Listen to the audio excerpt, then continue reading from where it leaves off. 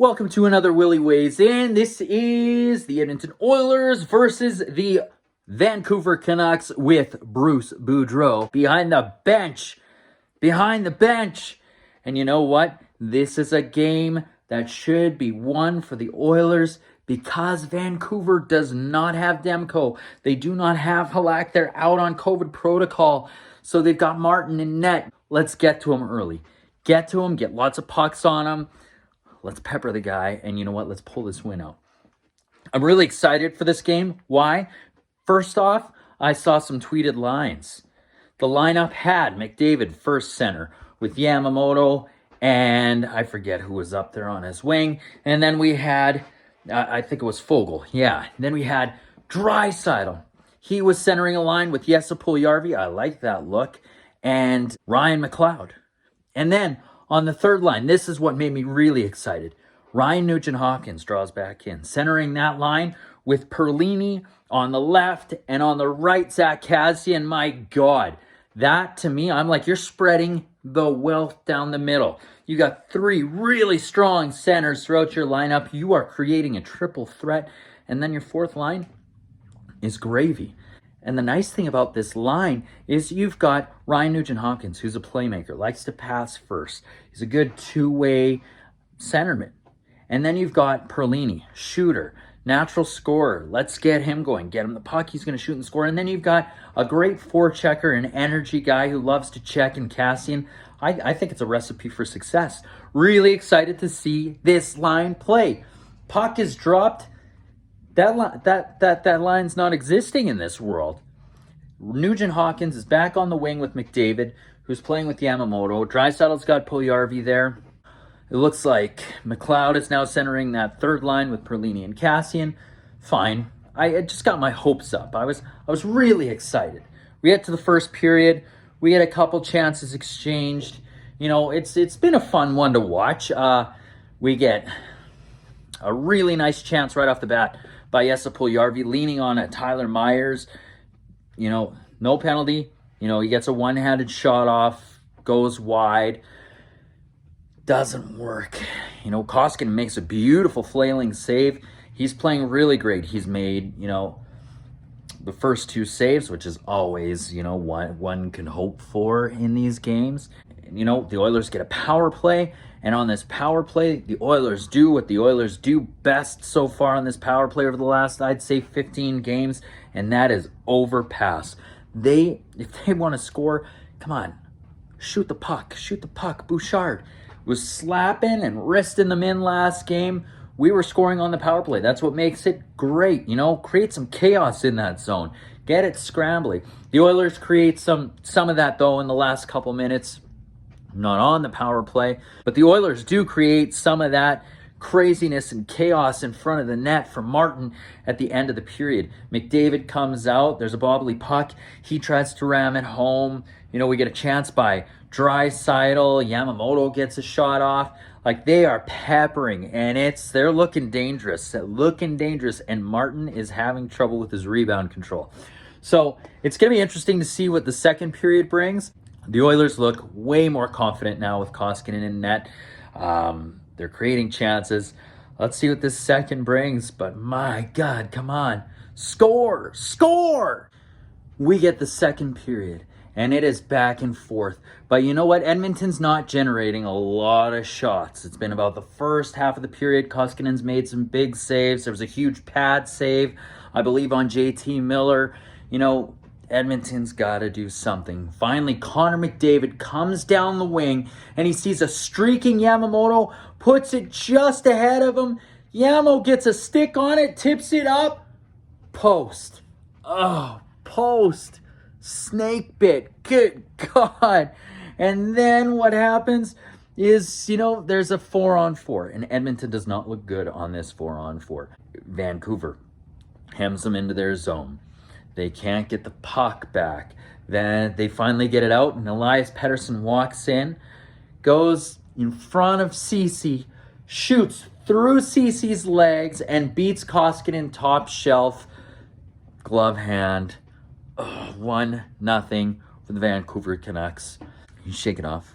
As an Oilers fan, again, we're used to this. We're used to being down one goal lead. You know, it's nothing to us. We can get back from this or not because we're used to losing now. You know, in our past 8, we're 1-8, 1-7.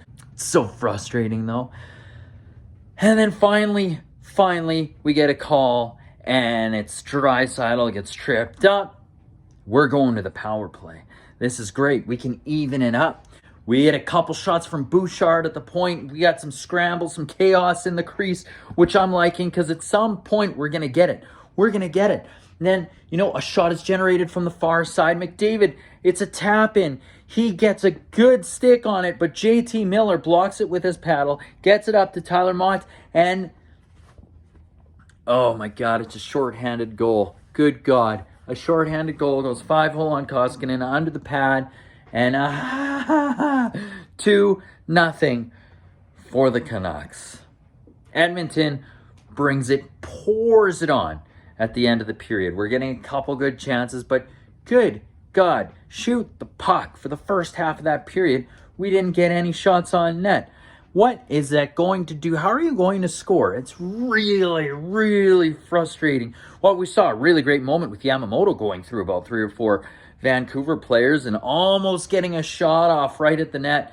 And this goalie, he's standing on his head. He's keeping the Canucks in it. He is giving them a fighting chance. This is what's not happening in the latter half of this second period here for the Oilers. It's frustrating. There's 1 period left. Can the Oilers do it? I don't know. They need to shoot. They need to shoot the damn puck. That's the bottom line. You shoot to score, and you score to win. It's a simple recipe. I'm getting frustrated with these lines. They haven't scored.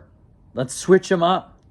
Why don't you try out that RNH line with Perlini and Cassian? I don't know why I'm so fixated on that line, but, you know, switch it up. Give it a shot. Anyways, let's see what the third brings. All right, third period comes around. Oilers are putting some pressure on. They're pushing.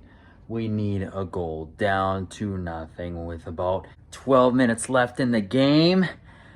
Ryan McLeod comes down, sharp angle shot. It squeaks by Martin, and we got a 2-1 game. Now you're thinking, oh God, come on, one more goal. One more goal. That's all you need. That's all you need. And Vancouver takes a penalty, and you're like, here is a power play. Let's do this. All right. Oilers get set up. Bouchard passes to Draisaitl. Draisaitl passes back to Bouchard.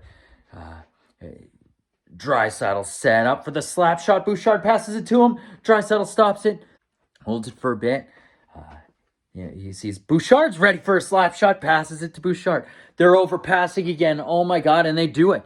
They overpass again on this power play, and it is killed off.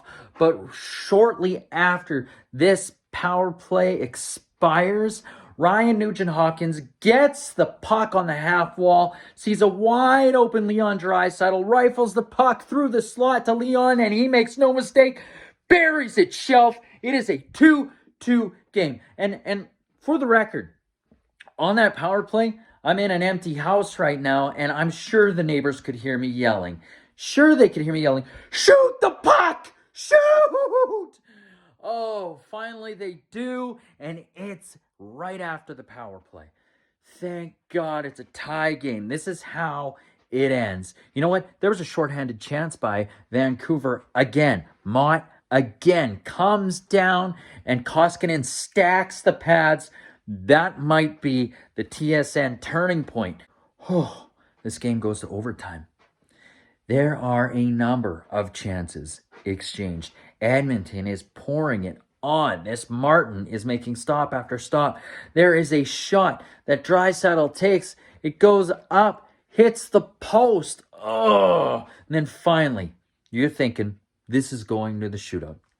No way this is staying in overtime any longer. And right when you think that, there's a 2-on-1. Darnell Nurse brings the puck down, gets the puck across to none other than McJesus himself, and he tips it in past Martin. It's a 3-2 victory for the Oil. Woohoo! Yeah! Oh, God. They love love to make their fans stress to the nines. They come back after a 2-0 deficit. For the love of God, I would love to see them play with a lead and win a game with that lead, as opposed to, pushing it. It's a 2-game win streak for the Oilers right now, and they needed that, because you know what? On Thursday, they played the Nashville Predators, kind of a hot team they're going to be playing against. Let's see what they can do against them. Hopefully this momentum carries into the next game. And again, thank you for watching. Please subscribe and watch the main pod with myself, Pilon, Sanjay, and Baron. Thanks for watching Willy Weighs In. Like, subscribe, join the comments in the comments area. And again, thank you for watching. Subscribe.